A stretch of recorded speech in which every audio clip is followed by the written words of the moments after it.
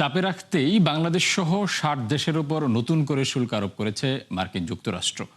Donald Trump প্রশাসনের লক্ষ্য ভূ রাজনৈতিক স্বার্থ হাসিল করা, শ্রমিক অধিকার রক্ষা নয়। দুপুরে রাজধানীতে সংবাদ সম্মেলনে এমন অভিমত দেন গবেষণা সংস্থা সিপিডির জ্যেষ্ঠ অর্থনীতিবিদরা। জ্বালানি ও বিদ্যুতের দাম বৃদ্ধি প্রসঙ্গে তারা বলেন, আরও কঠিন হবে কম আয়ের মানুষের জীবন। রাকিব আল জাবেদের আরেকটি রিপোর্ট। পাল্টা শুল্কের জটিলতা শেষ হতে না হতেই বাংলাদেশের উপর নতুন করে 10% শুল্ক আরোপের প্রস্তাব দিয়েছে ডোনাল্ড ট্রাম্প প্রশাসন। অজুহাত, কারখানায় জোরপূর্বক শ্রমে পণ্য তৈরি কমছে না। মার্কিন যুক্তরাষ্ট্রের এমন খড়গ পড়েছে ভিয়েতনাম সহ আরও 59 দেশে। এতে উদ্বেগ দেখা দিয়েছে তৈরি পোশাক সহ রপ্তানিমুখী খাতগুলোতে। জিডিপির প্রবৃদ্ধির উপরে কি এটার এফেক্ট হতে পারে। এই অর্থনীতিবিদ বলেন, রেসিপ্রোকাল ট্যারিফ চুক্তি উচ্চ আদালতে বাতিল হয় নতুন পথে হাঁটছে ট্রাম্প প্রশাসন। ফোর্সড লেবার ইত্যাদি দেখিয়ে আবার 10%টা যাতে করা যায়।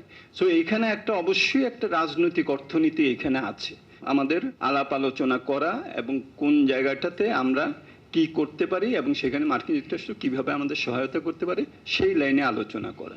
সংবাদ সম্মেলনে দেশের অর্থনীতির নানা সূচকের পর্যালোচনা তুলে ধরেন গবেষকরা। জানান, রাজস্ব আদায় কম হয় সরকারের ঋণ করার প্রবণতা বেড়েছে প্রায় 20%। গত 9 মাসে ব্যাংক ঋণ ছাড়িয়েছে 1 লাখ কোটি টাকা। এছাড়া ব্যাংক খাতে খেলাপি ঋণ গোপন করা হচ্ছে বলে অভিযোগ করেন গবেষকরা।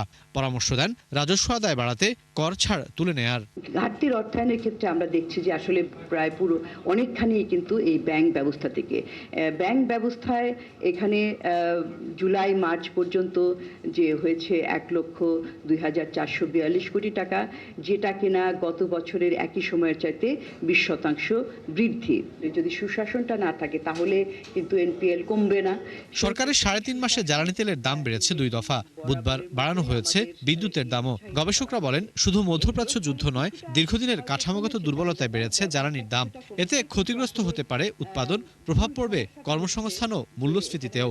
আমাদের যে চাহিদাজনিত সমস্যা না, এখানে হচ্ছে যে আমাদের সরবরাহজনিত জ্বালানি মূল্য বৃদ্ধির ফলে তাৎক্ষণিকভাবে মূল্যস্ফীতিটা বেড়ে যায় এবং ভোক্তা মূল্য সূচক যেটা কিনা সিপিআই, সেই সিপিআইটা কিন্তু প্রায় 0.58% বৃদ্ধি পাচ্ছে।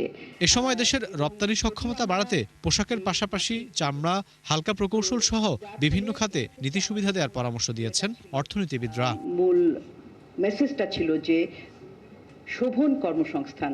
রাকিব আল জাবেদ, 71, ঢাকা।